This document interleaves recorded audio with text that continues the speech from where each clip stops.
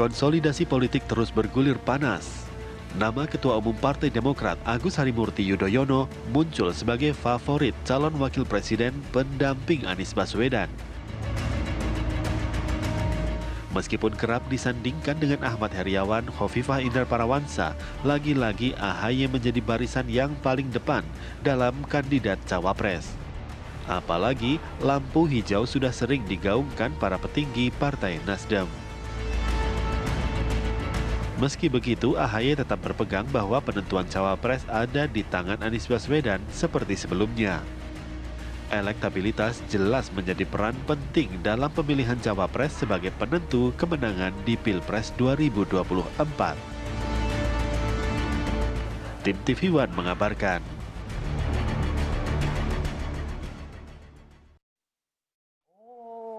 Jadi mau dirayain. Itu namanya. Sekalian. Bener nih Anies dapat lampu hijau dari bener nih AHY dapat lampu hijau dari Anies. Gini. Kalau misalnya dapat lampu hijau, ada yang keluar nggak? Soalnya biasanya ditanya, Mas AHY kalau misalnya nggak terpilih gimana jadi pendampingnya Anies? Biar narasumber yang menjawab hari ini ya. Bocorin narasumbernya, bocorin narasumbernya. Sudah ada Bang Henry Satrio, analis politik. Selamat pagi Bang Henry. Bang Henry. Sehat Bang Henry. Kemudian juga ada Mas Herzaki Mahendra Putra. Selamat pagi Mas Pagi, Bang. Herzaki. Weh, ini biasa Zoom nih. Hadir nih, ada apa nih? Nah, penasaran pemirsa nih, sebenarnya udah benar dapat lampu hijau dari Anies, AHY. Oh, lampu hijau udah lama lah.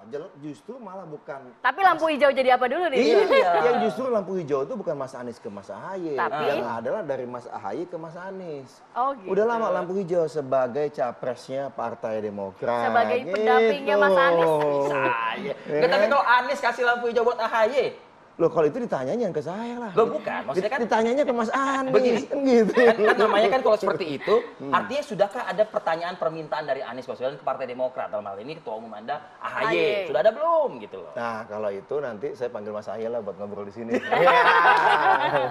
Tapi banyak yang bertanya, memang benar kan selama ini ditanya kalau Mas AHY nggak jadi cawapresnya Mas Anies, akan gimana nih, ya kan?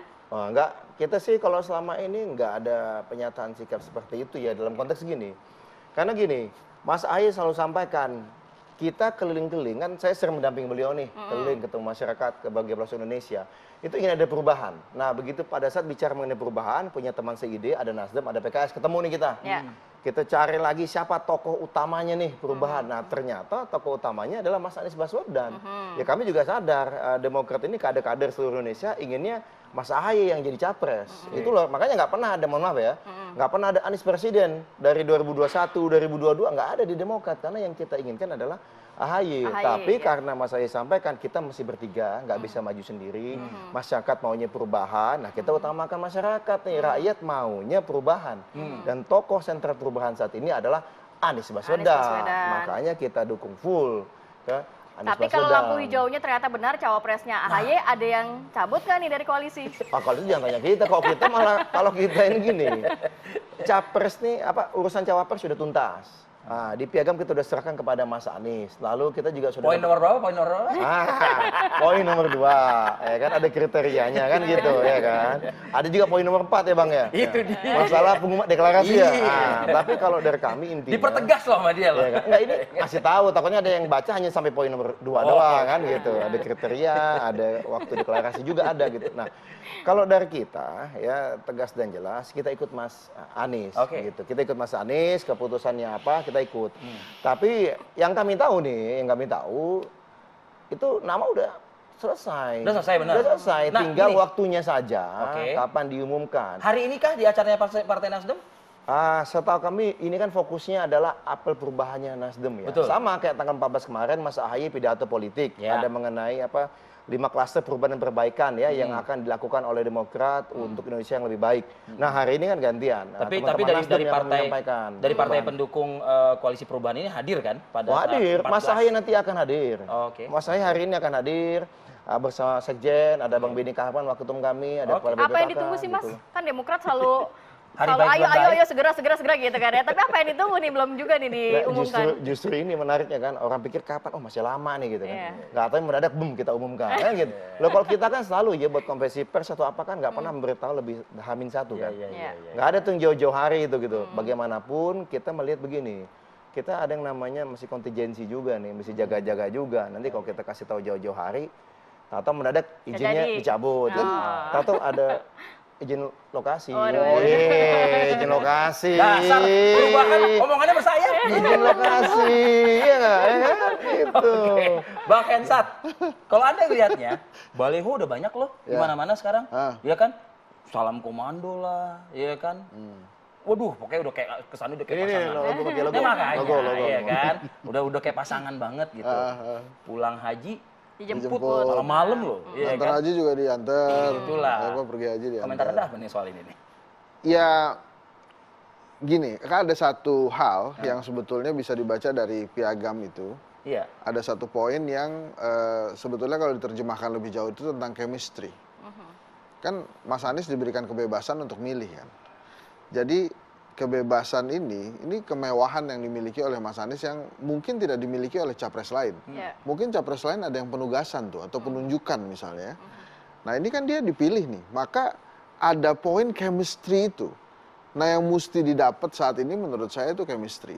Nah yang ada satu poin lagi yang penting itu kan setia di garis perubahan katanya. Setia di garis perubahan ini nggak gampang. Jadi Mas Anies ini harus cari wapres atau cawapres yang berani seperti dia, nggak gampang nginjek rem sama kopling. Nah jadi antara chemistry dan kemudian berani ini yang lagi dicari nih. Apakah kemudian orangnya adalah ketumnya Demokrat ya, ketumnya Bang Herzaki atau yang lain? Kata Mas Anies kan sudah di kantong sendiri. Nah ini kemewahan ini yang saat ini dimiliki Mas Anies, termasuk mengumumkan itu juga kemewahan yang dia miliki tuh. Hanya memang gini, ada dua sisi ya. Saya memahami kalau kemudian koalisi perubahan menjaga waktu kapan akan diumumkan karena memang urgensinya buat strategi itu belum ada. Kalau untuk strategi ini nggak urgent-urgent amat gitu. Kenapa? Karena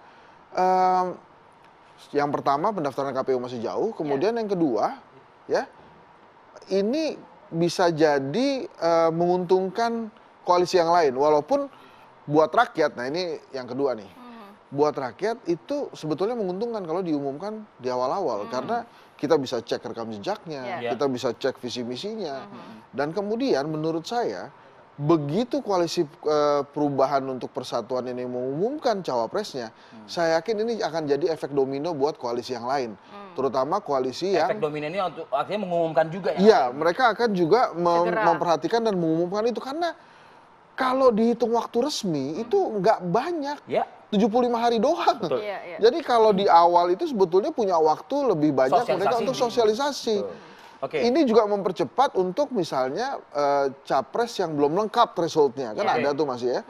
Nah jadi begitu ini diumumkan memang akan ada efek domino gitu. Banyak sekali stigma di publik itu yang beredar termasuk juga analisa-analisa para ya seperti kayak Hensat dan kawan-kawan Hensat lainnya begitu ya.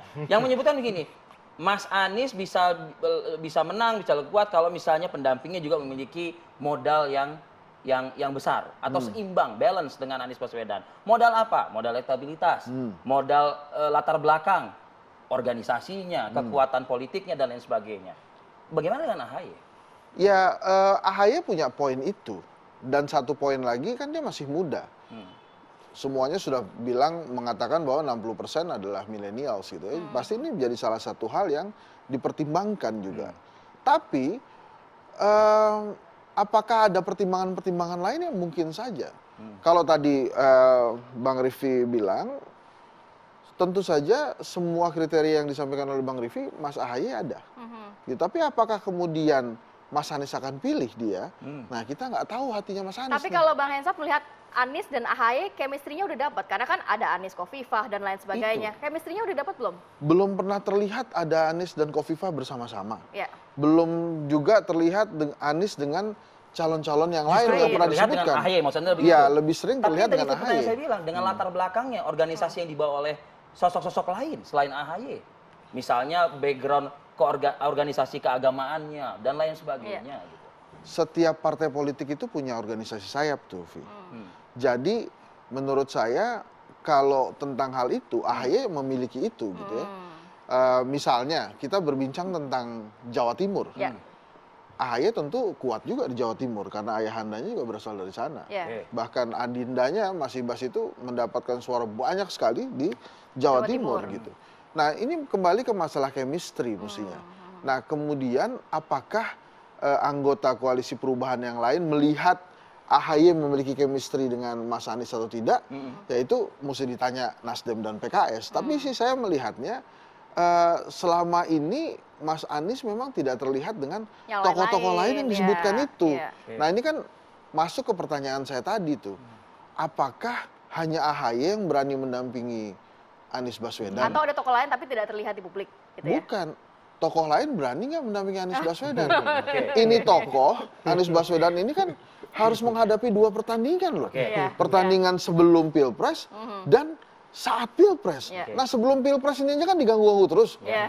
Misalnya tiba-tiba ada yang digeledah ruangannya langsung diem tuh. Ada yang lokasinya nggak disetujui gitu ya. Iya, jadi, nah ini ada nggak yang berani seperti Mas AHY tapi memiliki organisasi atau latar belakang seperti tadi Rivi bilang yang kuat juga gitu. Ini kan Mas AHY kan punya backbone yang namanya Demokrat. Gitu. Nah, ini yang menarik menurut saya. Jadi kalau nama-nama yang disebutkan itu sudah terlihat bersama Mas Anies atau terlihat chemistry-nya, ya saya nggak tahu juga kan. Mungkin sering WhatsApp-an gitu ya, walaupun jarang tampil di publik. Gitu ya. Nah, emang nih kita tunggu banget nih. Katanya bahasanya, ini kan Mas Anies pernah jadi menterinya Pak Jokowi, jadi bahasanya sama, namanya sudah di kantong saya. Gitu. Nah, sama juga nih Bang Zaky, ketika kita bertanya kepada tim pengusung Anies Baswedan ya, ada Nasdem, Demokrat dan juga PKS di situ. Disebut apakah AHY yang akan mendampingi Anies, dari partai yang bukan Demokrat menyebutnya gini, oh tunggu saja akan ada kejutan besar seperti begitu. Kami menganggap itu bukan AHY, kejutan besar itu selain AHY. Nanti ditanggapi oleh Anda. Usai jeda, berikut kami akan kembali.